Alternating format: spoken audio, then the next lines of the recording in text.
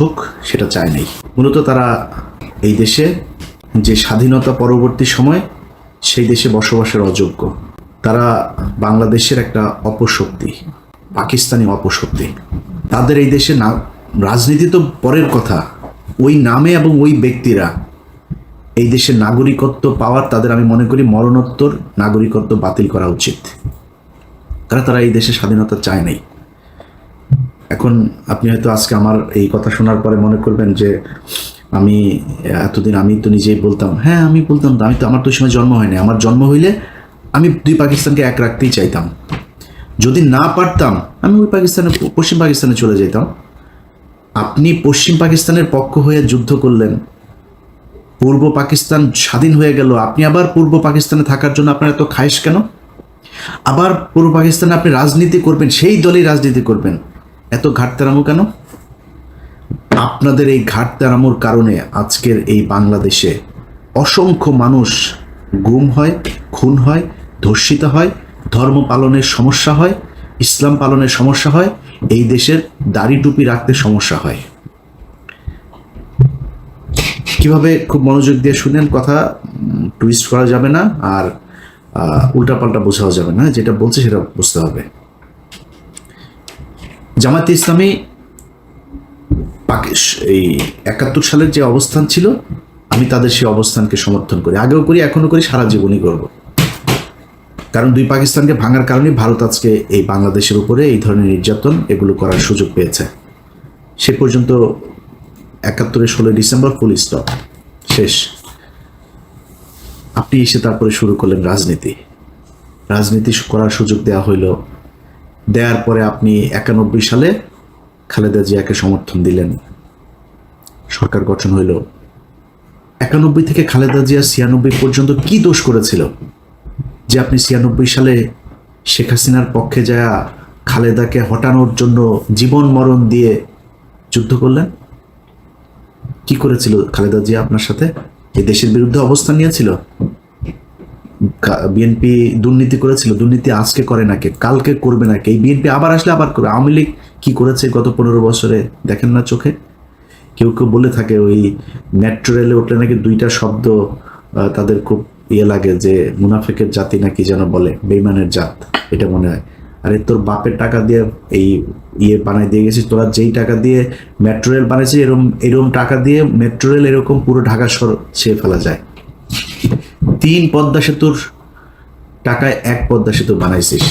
তোদের metro rail আর পদ্মা সেতুতে উঠলে মনে হওয়ার কথা টাকাগুলো নিয়ে গেছিস, টাকাগুলো ফেরত দেওয়ার কথা মনে হওয়া দরকার। বেইমানের জাত, মানে তোর বাপের টাকা দিয়ে করছিস না? তো এই দেশে যারা ওই সময় রাজনীতি করেছে, বিএনপি বলেন, আওয়ামী লীগ বলেন, সবাই দুর্নীতি করেছে। তা আপনি 91 থেকে 96-তে আপনি জানেন না শেখ হাসিনাকে বাংলাদেশে ইন্ডিয়া পাঠিয়েছে কেন? 91-তেই তো ইন্ডিয়া তাকে বসাতে চেয়েছিল, পারে নাই, 96-তে বসাবে। আপনার এইটুক দূরদর্শিতা মানে নিচে চুল গজায় নেয় আপনার, যে আপনি বুঝেন না যে হাসিনাকে দিয়ে তারপরে এই দেশটাকে ভারত নিয়ন্ত্রণ করবে। হাসিনার পক্ষ জয় করলেন, 2 দিন পরে আবার ভাতার পাল্টাইলেন, ওই ভাতার আর ভাল লাগে না, ভাতার পাল্টায় আবার ফের খালেদা জিয়ার কাছে আসলেন, এসে তারপরে পায়েটায় ধইরা তারপরে জোট করলেন, করে আবার ক্ষমতায় বসলেন। ক্ষমতায় বসার পরে এরপরে দেশ চালাইলেন। দেশ চালানোর সময়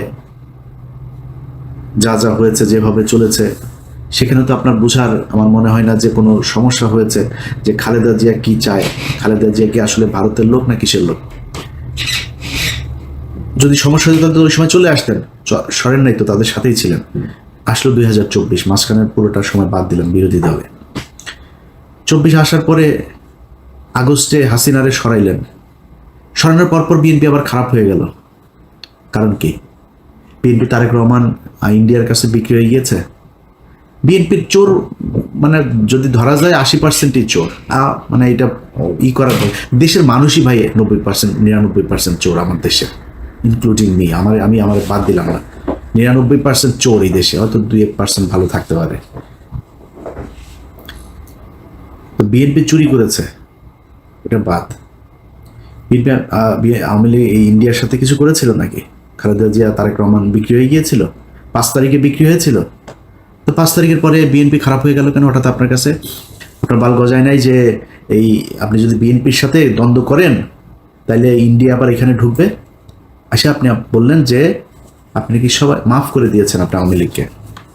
চাচার সমস্যা কি? ভিডিও টিডিও আছে নাকি রয়ের কাছে? টাকা পয়সা লেনদেনের কোনো কিছু আছে? সমস্যাটা কোথায়? আপনি এসে বললেন মাফ করে দিলাম, আপনার কথা হওয়ার কথা না। আরে ভাই, গত 15 বছর এই দেশটা ইন্ডিয়ার কাছে বিক্রি করে দিয়েছিল। আপনি সেই দেশের স্বাধীন হবার পরে আপনি তাদেরকে মাফ করে দিয়া তারপরে তাদেরকে নিয়ে থাকতে চান, কারণ কি? সমস্যাটা কি? এটা তো বলা দরকার মানুষের কাছে, যে কোন কারণে, কি স্বার্থ দেখে বা কোন যুক্তিতে আপনি তাদেরকে মাফ করে দিচ্ছেন এত তাড়াতাড়ি। বিএনপি শুরু করলো, জামাত টানছে, আমাদেরও তো তাহলে সবাই টানা দরকার। টানাটানি আওয়ামী লীগরে কে কত নিতে পারে, এদের কাছে সবচেয়ে প্রিয় মানুষ হয়ে গেল আওয়ামী লীগ। 5 আগস্টের পর থেকে আজ পর্যন্ত বলেন, এই দেশে নিজেরে নিয়ে যদি এখন কথা বলতে চাই তাহলে মনে হবে আমি বোধহয় নিজেরে মানে বলতেও লজ্জা লাগে। আমি পিনাকি আর কনক সারোয়ার 2-4 জন আরো আছেন, এদের বাইরে আর কারোর তো আমি দেখি না যারা কিনা ইন্ডিয়ার ব্যাপারে একদম জিরো টলারেন্স নিয়ে তারপরে কোনো কথা বলছে বা কোনো কাজ করছে, কাউরে দেখি না। তো আপনি এদের কাছে নির্যাতিত হইলেন, এতটা দিন ধরে নির্যাতিত হইলেন, এদের ব্যাপারে আপনার কোনো সমস্যা নাই, কোনো অভিযোগ নাই। আমরা ফাইন্ড আউট করে দিলাম যে এই যে এই ব্যক্তি এই প্রতিষ্ঠানগুলো ইন্ডিয়ার ওয়ার করেছে, পক্ষে কাজ করেছে। আপনি এখন তাদেরকে নিয়ে বসায়, স্টেজে বসায় তারপরে বক্তব্য শোনাবেন। পিছনে দেখি ওই যে শফিকুল ইসলাম মাসুদ চোখ বন্ধ করে মনে হয় বিশাল ধ্যানে আছে, মানে ওর বাপ ওই সন্তোষ শর্মা বক্তব্য দেয়, ওর বাপের বক্তব্য শোনা মধুর, মানে স্টেজে দাঁড়ায় রয়েছে, পিছনে বডিগার্ডের মতো, সোহরাওয়ার্দীর বডিগার্ড শেখ মুজিবের মতো ওইভাবে দাঁড়ায় আছে। এটা এই জন্য এই 15 বছর এই জন্য মানুষ জীবন দিয়েছে। আপনার এই প্রোগ্রামটা যারা অর্গানাইজ করেছেন তাদেরকে, সেই জামাতের নেতা যারা সন্তোষ শর্মাকে দাওয়াত দিয়েছেন, সে ব্যক্তিগুলোকে একটু বলি যে মনে করেন আপনারা অলমোস্ট সবাই জেলে গিয়েছেন, আমি যতটুকু জানি। জেলে যাওয়ার পরে আপনার স্ত্রী বা মেয়েকে পুলিশ আপনাকে ক্রস ফায়ার দিবে এটা মনে করে তারপরে ধর্ষণ করেছে, ধর্ষণ করে পেটে বাচ্চাও দিয়ে দিয়েছে।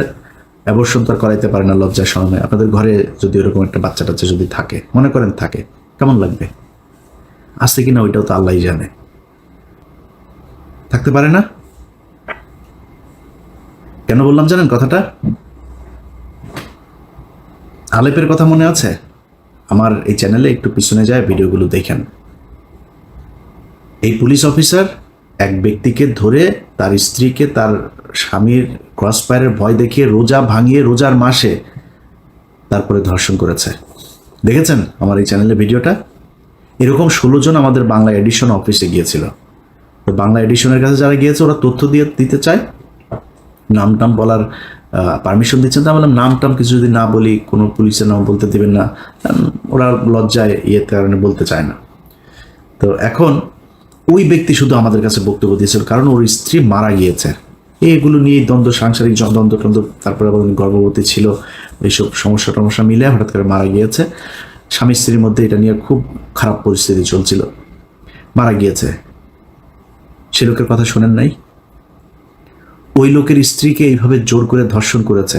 আমরা তো জানি না আরো কত মানুষের স্ত্রীকে এইভাবে ধর্ষণ করেছে যারা আমাদের কাছ পর্যন্ত পৌঁছাইতে পারেনি। আপনি মাফ করে দেওয়ার কে? তাদের কাছে জিজ্ঞেস করেছেন? ভারত গেল 15 বছরে যা করেছে সেটার শাস্তি হতে হবে, শুধু শাস্তি না, সারা জীবনের জন্য তাদেরকে নিষিদ্ধ করতে হবে। আপনি 2 দিনের মাথায় মাফ করে দেন।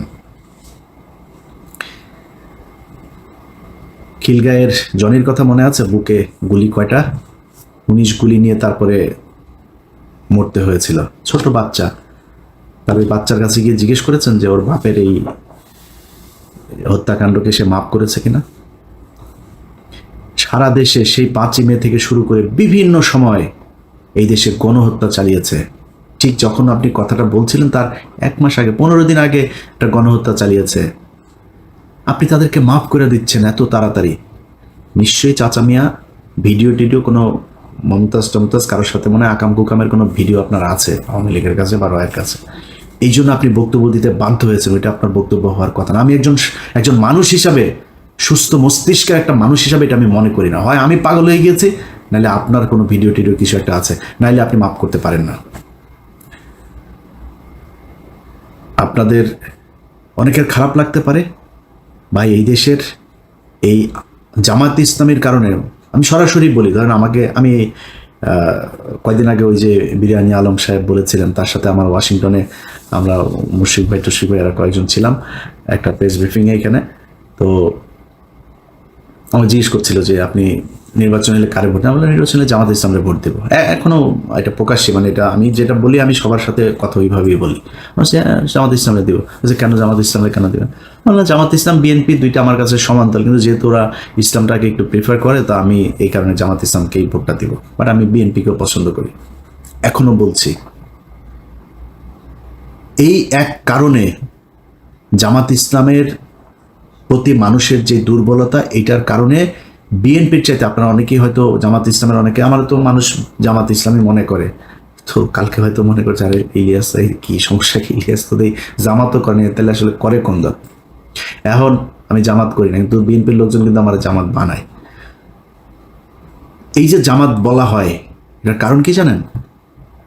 এটার কারণ হচ্ছে ওই যে ধর্মীয় কথাবার্তা বলি,